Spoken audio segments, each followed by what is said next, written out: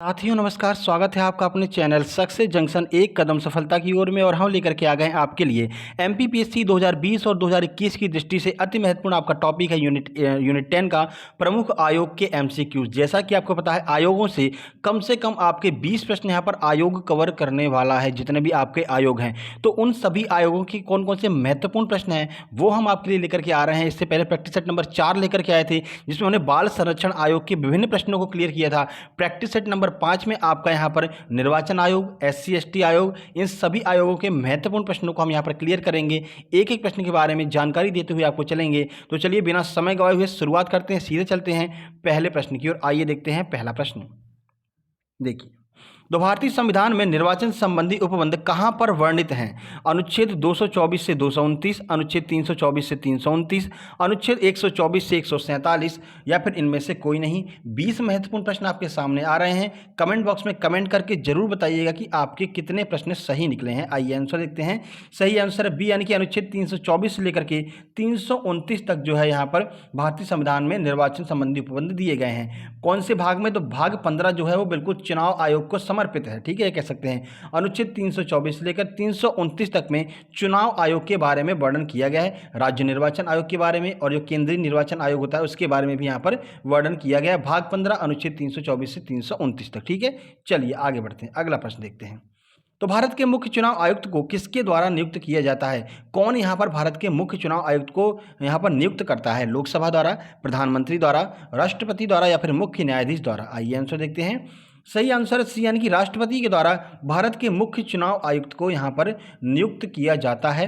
तो भारत के मुख्य चुनाव आयुक्त को राष्ट्रपति के द्वारा नियुक्त किया जाता है। राष्ट्रपति के द्वारा ही हटाया भी जाता है। तो याद रखिएगा, जो यहाँ पर नियुक्त कर रहा है वही हटाएगा भी। तो राष्ट्रपति नियुक्त करता है, राष्ट्रपति ही हटाता है। इसे सुप्रीम कोर्ट के न्यायाधीश की तरह ही हटाया जा सकता है, अर्थात अयोग्यता और दुर्व्यवहार के आधार पर। तो अयोग्यता और दुर्व्यवहार के आधार पर सुप्रीम कोर्ट के न्यायाधीश को हटाया जाता है। सेम टू सेम यही प्रक्रिया यहाँ पर भारत के मुख्य चुनाव आयुक्त के साथ में भी होगी। अगर उसकी अयोग्यता साबित हो जाती है और वो कोई दुर्व्यवहार कर देता है तो उसको भी इसी आधार पर हटाया जा सकता है। ठीक है, तो याद रखिएगा। और ये भी आपको याद रखना है, महाभियोग प्रक्रिया का इस्तेमाल नहीं होता है। महाभियोग तत्सम प्रक्रिया, यानी कि महाभियोग की जैसी प्रक्रिया का यहाँ पर इस्तेमाल होता है सुप्रीम कोर्ट के जज को हटाने के लिए। ठीक है, चलिए आगे बढ़ते हैं और अगला प्रश्न देखते हैं। तो भारत के मुख्य निर्वाचन आयुक्त का पद किसके समकक्ष होता है, किसके बराबर होता है? भारत के मुख्य निर्वाचन आयुक्त का पद भारत के मुख्य न्यायाधीश के, किसी राज्य के राज्यपाल के, लोकसभा अध्यक्ष के, या फिर महान्यायवादी के? आइए आंसर देखते हैं। सही आंसर है, यानी कि भारत के जो मुख्य न्यायाधीश होते हैं उनके समकक्ष होता है मुख्य निर्वाचन आयुक्त का पद। देखिए, तो भारत के मुख्य निर्वाचन आयुक्त का पद, योग्यता और वेतन भत्ते भारत के मुख्य न्यायाधीश के समकक्ष होते हैं। यानी कि जो भारत का सीजेआई होता है उसके समकक्ष ही भारत के मुख्य निर्वाचन आयुक्त के वेतन, पद और भत्ते, सारी जानकारी बिल्कुल सेम टू सेम रहती है। किसके? तो भारत के सीजेआई के बराबर। ठीक है, आगे बढ़ते हैं, अगला प्रश्न देखते हैं। देखिए, इनमें से कौन सा कार्य भारत के निर्वाचन आयोग से संबंधित नहीं है? कौन सा ऐसा कार्य है जो निर्वाचन आयोग नहीं करेगा? मतदाता सूची तैयार करना, संसद और राज्य विधान मंडलों के चुनाव का संचालन करना, राष्ट्रपति और उपराष्ट्रपति के पदों के चुनाव का संचालन करना, विधानमंडल के चुनाव की उचित प्रावधान करना? आइए आंसर देखते हैं। सही आंसर है डी, यानी कि विधानमंडल के चुनाव का उचित प्रावधान करना, ये इसका कार्य नहीं है। तो सर, विधानमंडल के चुनाव का उचित प्रावधान कौन करता है? तो ये प्रावधान तो अब संसद ही नियम बनाती है। प्रावधान का अर्थ है नियम बनाना, तो नियम बनाना काम नहीं है निर्वाचन आयोग का। निर्वाचन आयोग का कार्य है बस आपका चुनाव करवा देगा और उसका रिजल्ट दे देगा, बस इतना काम है निर्वाचन आयोग का। प्रावधान क्या बनाने हैं, क्या नियम कायदे कानून होने चाहिए, वो सब संसद के द्वारा किया जाता है। ठीक है, मतदाता सूची तैयार करता है, बिल्कुल मतदाता सूची तैयार करता है। आपके पास में सुबह मतदाता सूची आपकी पहुंच जाती है, जो लिस्ट पहुंच जाती है आपका चुनाव जो है इस वार्ड में होना, इस जगह पर होना, पोलिंग बूथ, ये है कौन करता है? निर्वाचन आयोग करता है। संसद और राज्य विधानमंडलों के चुनाव का संचालन करता है, बिल्कुल करता है। संसद के और राज्य विधानमंडलों के चुनाव का संचालन निर्वाचन आयोग के द्वारा ही किया जाता है। राष्ट्रपति उपराष्ट्रपति के पदों का निर्वाचन करवाता है, बिल्कुल करवाता है। तो तीनों जो ऑप्शन है ए, बी और सी बिल्कुल सही है, लेकिन जो प्रावधान है वो इसके द्वारा नहीं बनाए जाते हैं, संसद के द्वारा निर्वाचन के प्रावधान बनाए जाते हैं। आगे बढ़ते हैं, अगला प्रश्न देखते हैं। देखिए, तो ये आपको हमने बता दिया, आगे बढ़ते हैं। देखिए, न्यायालय द्वारा अपराधी घोषित किए गए किसी व्यक्ति को चुनाव लड़ने के लिए अयोग्य किसके द्वारा घोषित किया जाता है? मान लीजिए न्यायालय ने किसी को अपराधी घोषित कर दिया, ये ठीक है, मतलब कि इसने ऐसा जुर्म किया, उस पर ये सेक्शन के तहत इसको अपराधी घोषित किया जाता है। अगर वो चुनाव लड़ना चाहता है तो कौन यहाँ पर मना कर देगा कि तुम अयोग्य हो, तुम चुनाव नहीं लड़ सकते हो? भारत सरकार के द्वारा, सर्वोच्च न्यायालय के द्वारा, निर्वाचन आयोग के द्वारा, या फिर संसद के द्वारा? आइए आंसर देखते हैं। सही आंसर है डी, यानी कि संसद के द्वारा उसको मना कर दिया जाता है कि आप अयोग्य हैं, अब आप चुनाव यहाँ पर नहीं लड़ सकते हैं। ठीक है, चलिए आगे बढ़ते हैं।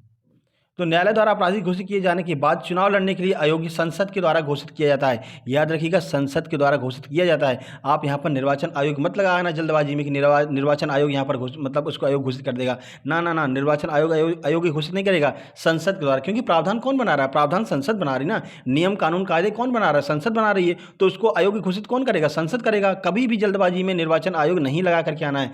निर्वाचन आयोग का काम सिर्फ और सिर्फ इतना है कि तीनों के जो आपकी लोकसभा होती है, जो विधानसभा होती है, राज्यसभा होती है, तीनों के चुनाव करवाता है बस। राष्ट्रपति उपराष्ट्रपति के चुनाव करवाता है बस, और इसे कोई मतलब नहीं, और रिजल्ट दे देता है, इसका काम खत्म। ठीक है, चलिए आगे बढ़ते हैं, अगला प्रश्न देखते हैं।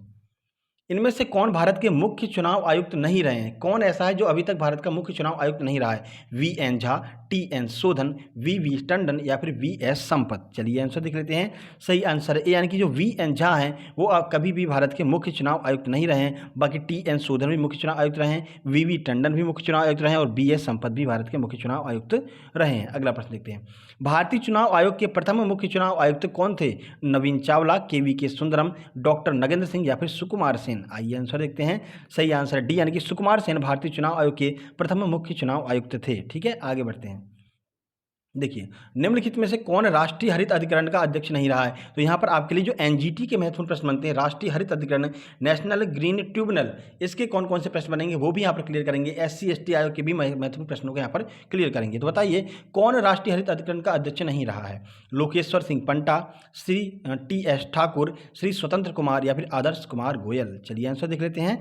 सही आंसर बी, यानी कि जो टी.एस. ठाकुर हैं, तीरथ सिंह ठाकुर, तो ये तो भाई हिमाचल प्रदेश के मुख्यमंत्री रहे थे। ये तो कभी यहाँ पर राष्ट्रीय हरित अधिकरण से इनका कोई लेना देना नहीं है। ठीक है ना, तो टी.एस. ठाकुर इसका बिल्कुल सही आंसर होगा। टी.एस. ठाकुर का राष्ट्रीय हरित अधिकरण यानी कि एनजीटी से कोई मतलब नहीं है। बाकी लोकेश्वर सिंह पंटा, स्वतंत्र कुमार और आदर्श कुमार गोयल, ये तीनों लोग एनजीटी के अध्यक्ष रह चुके हैं। आगे बढ़ते हैं।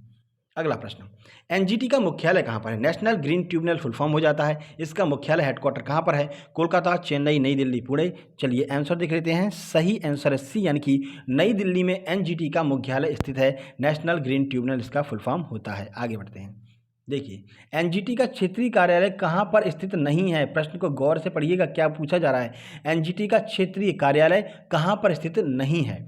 ऑप्शन ए है नागपुर, ऑप्शन बी है Bhopal, option C Chennai, option D Kolkata. आइए आंसर देखते हैं। सही आंसर है ए, यानी कि नागपुर में एनजीटी का क्षेत्रीय कार्यालय नहीं है। बाकी तीनों जगह पर भोपाल, चेन्नई, कोलकाता, इन तीनों जगह पर एनजीटी का क्षेत्रीय कार्यालय है। ठीक है, नागपुर में क्षेत्रीय कार्यालय नहीं है।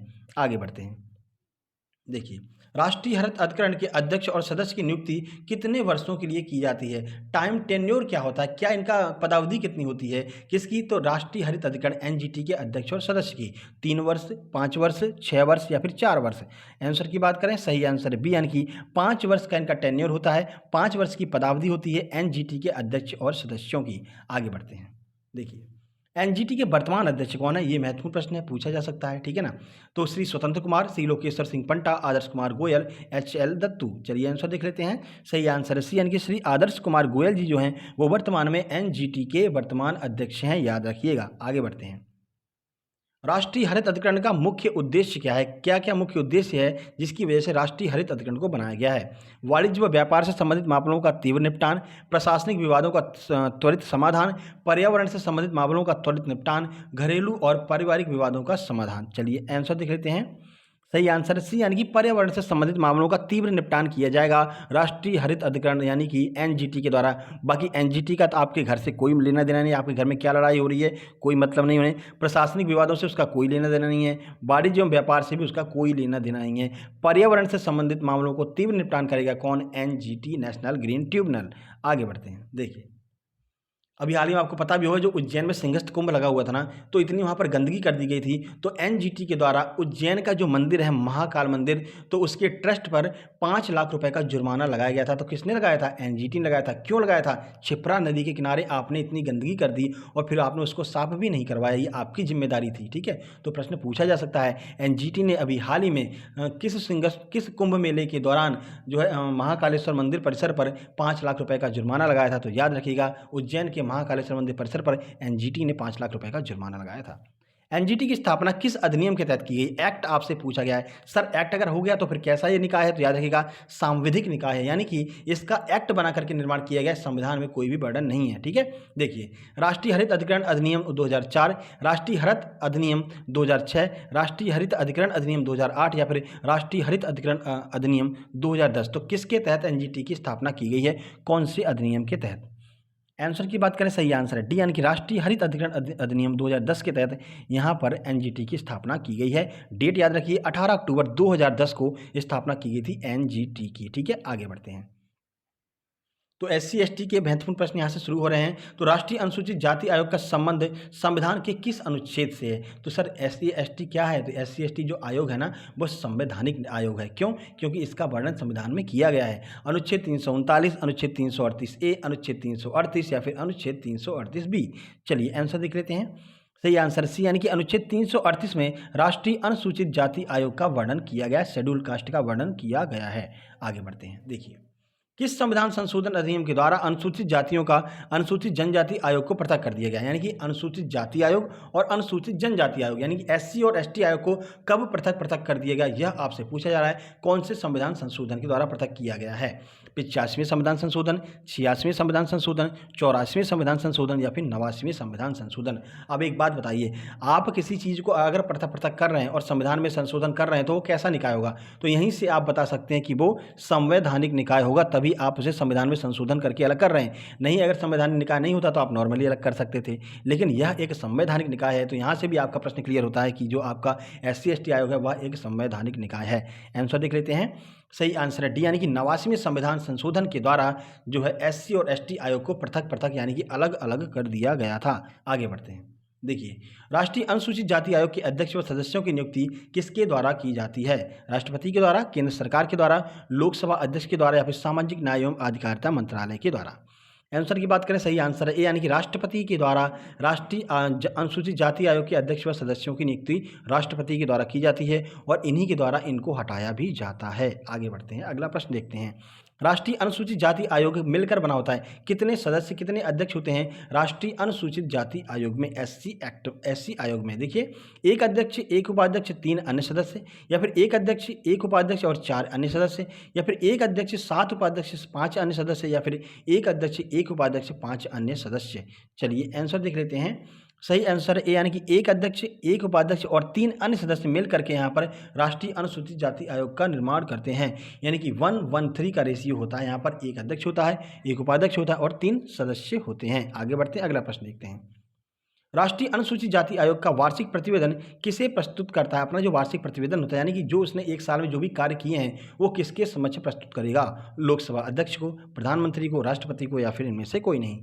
सही आंसर सी, यानी कि राष्ट्रपति के समक्ष प्रस्तुत करेगा। यानी जो भी उसने कार्य किए हैं एक साल में राष्ट्रपति को बताएगा ये हमने कार्य किए हैं, ये लीजिए हमारी रिपोर्ट। राष्ट्रपति उसको संसद में रखागा, फिर उस पर चर्चा होगी और बताया जाएगा कि एससी एसटी आयोग ने सही कार्य किया है या फिर नहीं कार्य किया है। तो किसके समक्ष प्रस्तुत किया जाता है? लगभग सभी जो रिपोर्ट्स होती हैं, सीएजी भी अपनी रिपोर्ट राष्ट्रपति को ही देता है। ठीक है, तो सही आंसर हो जाएगा सी, राष्ट्रपति को अपनी रिपोर्ट प्रस्तुत करता है। आगे बढ़ते हैं।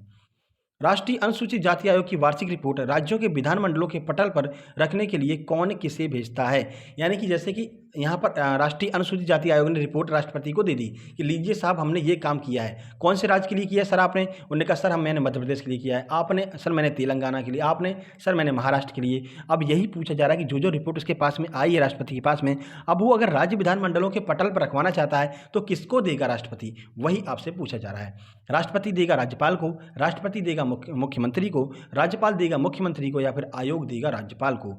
चलिए आंसर देखते हैं। सही आंसर है डी, यानी कि आयोग जो है वो राज्यपाल को देता है। राष्ट्रपति वहाँ से कह देता है कि हमारा एक भाई है वो वहाँ पर राज्य में बैठा हुआ है। ठीक है, आपको पता भी होगा कि किसी भी राज्य में राष्ट्रपति का जो प्रतिनिधि होता है वो कौन होता है? तो वो राज्यपाल होता है। ठीक है, जो काम केंद्र में राष्ट्रपति का होता है वही काम राज्य में राज्यपाल का होता है। जो काम केंद्र में प्रधानमंत्री का होता है वही काम राज्य में मुख्यमंत्री का होता है। ऐसे आप याद रख सकते हैं। ठीक है, तो आयोग यहाँ पर क्या करेगा? आयोग अपनी वार्षिक रिपोर्ट बनाएगा और अगर वो मध्य प्रदेश का है तो मध्य प्रदेश के राज्यपाल को देगा, अगर वो महाराष्ट्र का है तो महाराष्ट्र के राज्यपाल को देगा। राष्ट्रपति के पास ले जाने की ज़रूरत नहीं है राज्य का जो आपका राष्ट्रीय अनुसूचित जाति आयोग है, क्योंकि राष्ट्रपति के प्रतिनिधि के रूप में बैठा हुआ है राज्यपाल, आप उसको दीजिए ना, हमें क्यों परेशान कर रहे हैं ना। तो राज्य में राज्यपाल को रिपोर्ट प्रस्तुत की जाती है, फिर वो अपने विधानसभा में रखते हैं, विधानसभा में उस पर चर्चा होती है, बाकी आगे का काम होता है। ठीक है, आगे बढ़ते हैं। अगर वीडियो पसंद आई वीडियो को लाइक जरूर कीजिएगा। बाकी ये महत्वपूर्ण 20 प्रश्न थे, कमेंट बॉक्स में कमेंट करके बताइए कितने प्रश्न आपके सही निकले हैं, कैसी लगी ये वीडियो, हम लगातार प्रैक्टिस सेट लेकर के आएँ या फिर नहीं लेकर के आएँ, आपको बताना है, कमेंट बॉक्स में कमेंट करना है। बाकी बताएं तो आपको डेली हम यहाँ पर डेली करंट अफेयर लेकर के आते हैं। 12 जुलाई करंट अफेयर के नाम से आज भी हमने अपलोड की है। इसको आपको देखना क्यों जरूरी है, क्योंकि यहाँ पर हम डेली करंट अफेयर को कवर करते हैं, MP करंट अफेयर को कवर करते हैं, स्टैटिक GK कवर करते हैं और एक अवार्ड भी डिस्कस करते हैं डेली बेस पर। इसलिए आपको ये वीडियो देखना बहुत ज़्यादा जरूरी है। बाकी अगर आपकी देखो आगे वैकेंसी आ रही है, MPSI आ रही है, MPPSC 2021 की घोषणा हो चुकी है, ठीक है, MP पटवारी भी आ रही है, तो उनकी तैयारी अभी से करते चाहिए। करंट अफेयर को अभी से ही डेली बेस पर आपको देखना है 7:30 बजे। जो यहाँ पर डेली बेस पर करंट अफेयर देख रहा होगा और दोपहर में 12:30 बजे का प्रैक्टिस सेट लगा रहा होगा, उसका लेवल जो है ना वो दूसरों से बहुत आगे निकल चुका होगा। ये आपको तब पता चलेगा जब आप एग्जाम हॉल में एग्जाम दे रहे होंगे, जब आपके सामने एग्जाम के प्रश्न टकराएंगे ना सीधे सक्सेस जंक्शन के वीडियो से, तब आपको समझ में आएगा कि हाँ कितना ज़्यादा महत्वपूर्ण है ये दोनों वीडियो देखना।